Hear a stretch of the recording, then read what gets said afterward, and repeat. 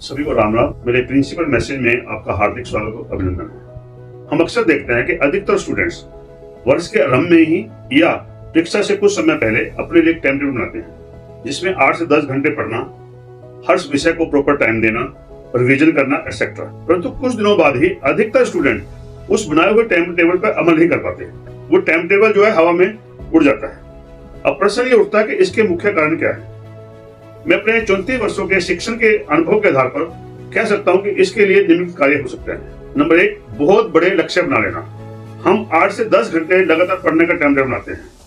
Time table बनाना आसान है, परंतु इतना लंबा टाइम देना प्रतिदिन संभव नहीं हो पाता।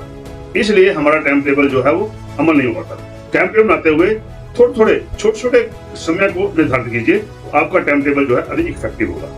नंबर 2, हम अपने वास्तविक समय को नहीं समझते, जैसे कि स्कूल जाना, कोचिंग जाना, खाना पीना, आराम करना, परिवार से मिलना और अन्य जिम्मेवारियां। इन सभी कार्यों के बाद जो हमें टाइम बचता है उसके मुताबिक ही हमें अपना टाइम टेबल बनाना चाहिए, तभी हमारा टाइम टेबल जो है इफेक्टिव होगा और लंबे समय तक चलेगा। नंबर 3, हम ब्रेक को जगह नहीं देते।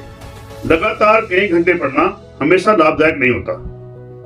थोड़े इंटरवल के बाद हमें 2 या 5 मिनट का ब्रेक अवश्य देना चाहिए। इससे हमारा माइंड भी रिलैक्स होगा और टाइम टेबल पर अमल करने में भी हमें आसानी होगी। नंबर 4, रिवीजन का समय नहीं रखते। टाइम टेबल बनाते हुए हमें रिवीजन का टाइम रखना चाहिए और हम रखते भी हैं, परंतु लगातार हम नए पाठ्यक्रम को पढ़ते चले जाते हैं और रिवीजन नहीं करते, जबकि रिवीजन का टाइम फिक्स है और फिक्स होना चाहिए।